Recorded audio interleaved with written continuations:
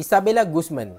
Sebenarnya kes dia ni berlaku pada tahun 2013, tapi pada tahun 2020 dia menjadi sangat-sangat famous sebab ramai orang yang upload video dia sedang dibicarakan di mahkamah dengan caption "Sweet but Psycho". Tapi korang tahu tak yang dia sedang dibicarakan di mahkamah atas tuduhan membunuh dan mangsa bunuh dia adalah ibu dia sendiri. So untuk criminal segment pada kali ini kita akan bawakan kisah pasal Isabella Guzman di mana dia ni dipanggil seorang gadis yang sweet tetapi psycho.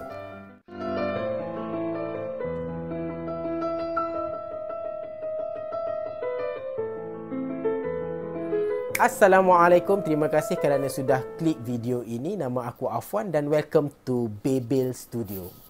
Isabella Guzman lahir pada tahun 1995 di Colorado, Amerika. Kehidupan kecil dia taklah seindah seperti mana kanak-kanak yang lain. Sebab ibu dan ayahnya berpisah ketika usianya sangat-sangat muda. Pada masa dia kecil, dia sering melihat ayah dan ibu dia bergaduh dan itu semua secara tidak langsung mempengaruhi mentalnya ketika dia membesar. Kesan daripada itu, Isabella membesar sebagai budak yang sangat-sangat suka membangkang terutama apa yang telah dicakapkan oleh ibu dia sendiri. Selepas ibu dan ayah dia bercerai, Isabella ini tinggal bersama ibu dia. Tetapi pada usia dia 7 tahun, dia pernah tinggal sekejap dengan ayah dia dan mungkin ayah dia masa tu sibuk, banyak kerja, tak boleh nak bagi perhatian yang cukup pada dia. So Isabella ni pun balik semula untuk duduk dengan ibu dia. Isabella ni memang budak yang sangat-sangat kuat melawan. Especially cakap ibu dia yang aku dah cakap tadi. Hari-hari boleh dikatakan yang dia ni kerja dia just bergaduh je dengan mak dia. Keadaan ni jadi makin parah bila ibu Isabella sendiri decide untuk menikahi seorang lelaki yang bernama Ryan Hoy tanpa minta persetujuan daripada Isabella. So secara tak langsung si Ryan Hoy ini dah jadi ayah tiri kepada Isabella. So tinggallah 3 beranak tu di dalam rumah tu. Ryan Hoy ni cakap hari-hari dia akan menyaksikan kebiadaban Isabella ini terhadap ibu dia. Tambah pula yang ibu dia ni jenis kerah kepala. Memang tak reti pujuk anak. So kedua-dua belah pihak nak menang, memang susahlah kedua-dua beranak ni nak berbaik. Kebiadaban Isabella ni memuncak apabila satu hari dia bergaduh dengan ibu dia. Isabella ni ludah muka ibu dia. Memang betul-betul biadab budak ni. Mujur pada masa tu ibu dia tak sumpah dia jadi batu. Kalau ibu dia sumpah dia jadi batu, mati keras dia dekat situ. Cerita gaduh ni tak habis dekat situ. Selepas beberapa hari, ibu Isabella yang bernama Yun Mi Hoy ni dapat satu email ugutan yang berbunyi "You will pay for it". Dan email itu datang daripada anak dia sendiri iaitu Isabella. Masuk akal tak? Sebabkan Yunmi ni pada masa tu takut dengan ancaman anak dia sendiri, dia buat satu laporan polis. So dia cakap dekat polis, "Hello polis, saya nak buat satu laporan di mana saya telah diugut oleh anak saya sendiri." Dan polis terus bertindak dan datang ke rumah Yunmi untuk melakukan siasatan.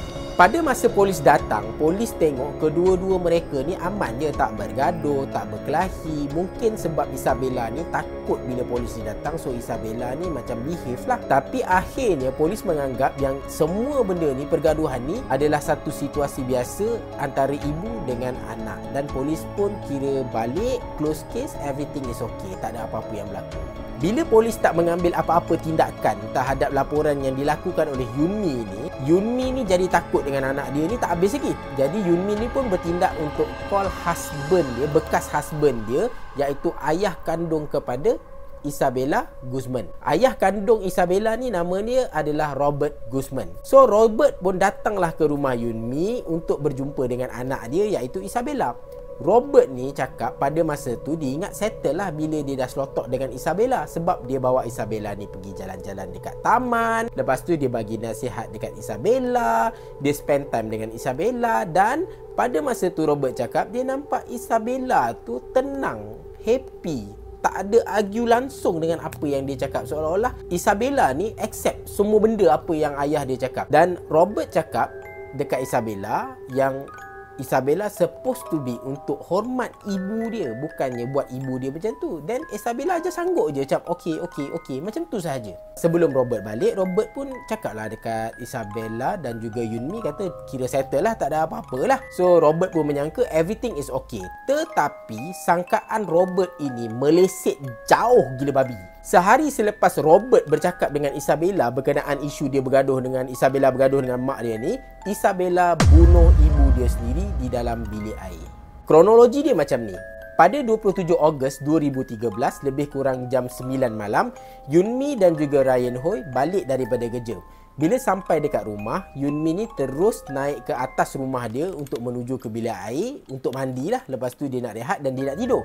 Ryan Hui ni pula ada dekat tingkat bawah dan tengah menjamu selera, tengah makan. Sedang asyik menikmati makanan tu, Ryan Hui tiba-tiba dengar bunyi macam orang bertumbuk dekat tingkat 2 rumah dia. Bunyi macam gedebak apa semua. So Ryan pun dia berhenti makan, dia rasa tak sedap hati. Dia bergegas naik ke tingkat 2 untuk tengok apa sebenarnya yang dah berlaku. Bila dia naik atas, dia nampak pintu bilik air terbuka sedikit dan dia boleh tengok Isabella ada dekat dalam bilik air tu. So dia pun pergilah ke arah bilik air tu nak tengok apa yang berlaku dekat dalam bilik air tu. Isabella ni pula bila dia nampak Ryan Hui datang ke bilik air tu, dia terus tutup pintu bilik air tu, dia kunci daripada dalam. Ryan pun ketuklah pintu bilik air tu. Dia kata, Isabella, buka pintu. Apa ni dah jadi ni? Dan pada masa tu juga Ryan dengar suara isteri dia menjerit seolah-olah isteri dia dalam keadaan kesakitan. Ryan ni pun dah pening. Tambah lagi pening lepas Ryan nampak ada percikan darah keluar daripada celah-celah pintu bilik air dekat bahagian bawah. Pada masa ni, Ryan dah cakap dalam hati, semua ni dah memang dah lebih lah, it's too much. Dan Ryan terus berlari, ambil handphone dia dan call polis. Lepas call polis, Ryan datang balik ke bilik air tu. Dia ketuk pintu bilik air ni. Isabella buka pintu. Tapi pada kali ni, Ryan dah tak dengar suara isteri dia menjerit-jerit. Ryan tak putus asa. Ryan terus ketuk pintu bilik air tu dan akhirnya pintu bilik air itu dibuka oleh Isabella. Bila Isabella buka pintu bilik air tu, dia keluar melintasi Ryan dalam keadaan tangan dia memegang pisau dan berlumuran darah. Isabella ni dia tak buat apa-apa pun dekat Ryan. Dia just jalan melintasi Ryan, kemudian dia turun bawah, dia buka pintu dan dia keluar dari rumah.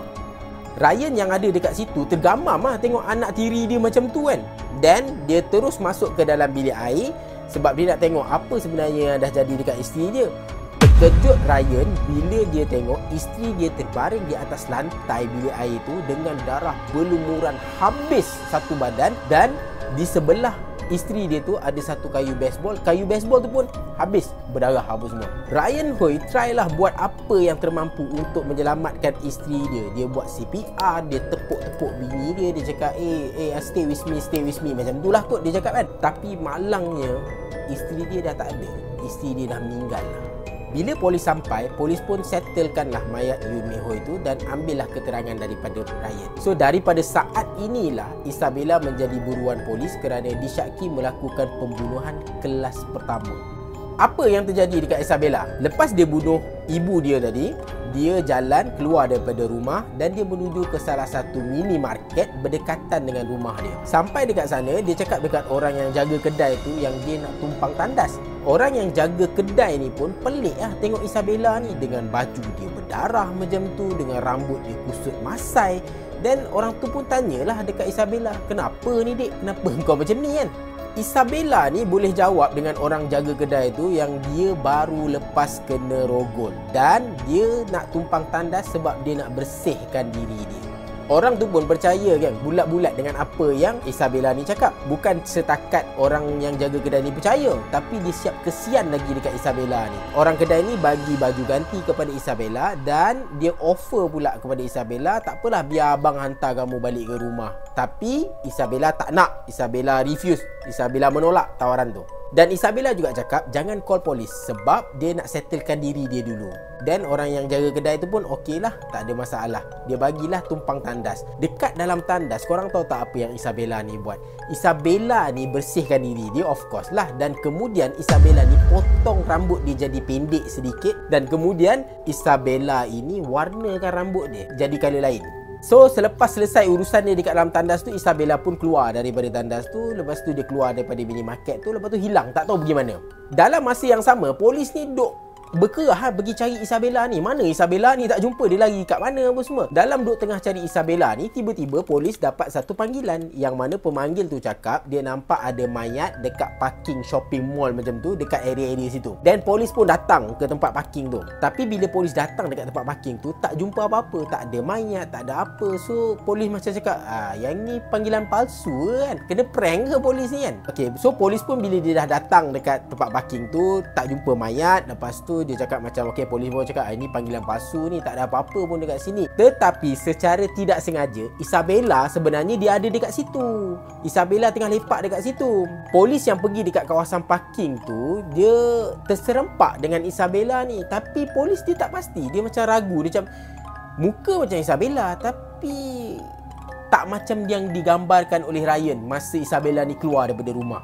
So polis pun dia dah rasa syak macam tu. Polis pun hantarlah orang untuk siasat siapa sebenarnya budak perempuan ni. Dan akhirnya budak perempuan ni kena tangkap. Bila budak perempuan ni kena tangkap, ternyata itulah dia Isabella. Dan akhirnya Isabella ni berjaya ditangkap oleh pihak polis selepas 16 jam daripada masa pembunuhan itu berlaku.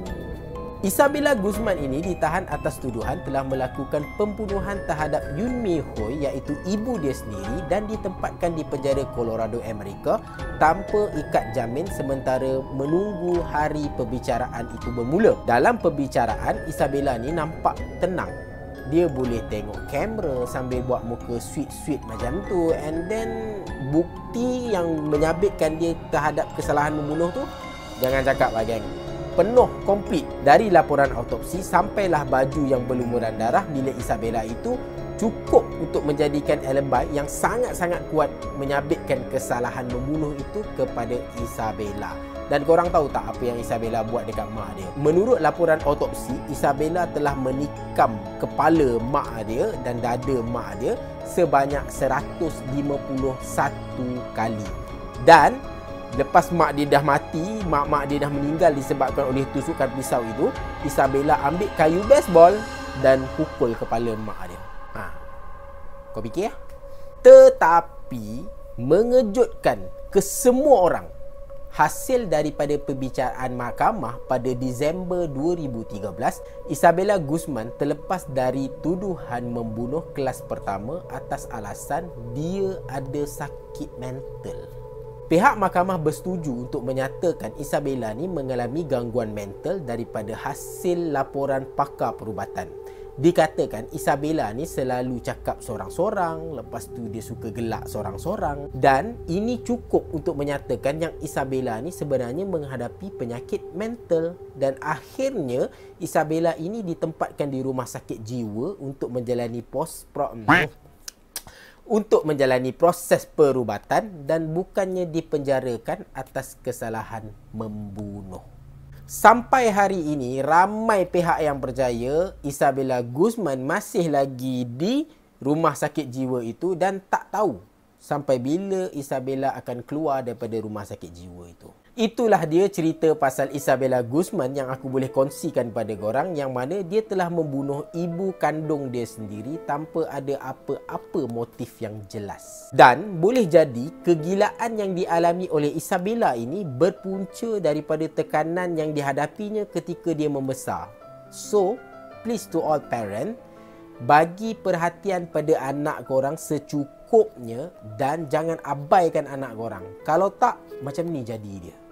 Okey geng, kalau korang suka dengan konten ini, mohon tekan butang like dan please share this video sebanyaknya. Dan jangan segan-segan untuk tekan butang subscribe dan aktifkan notification sekali, loceng, supaya korang tahu bila aku upload a new video. Semoga kita jumpa lagi at the next video. Please support The Babel Studio untuk channel ini terus berkembang dan dapat menyajikan cerita-cerita yang mind-blowing untuk korang semua. Akhir kata, minta maaf kalau ada salah silap, terkurang ataupun sebagainya. Aku gerak dulu, apa-apa roja. Assalamualaikum.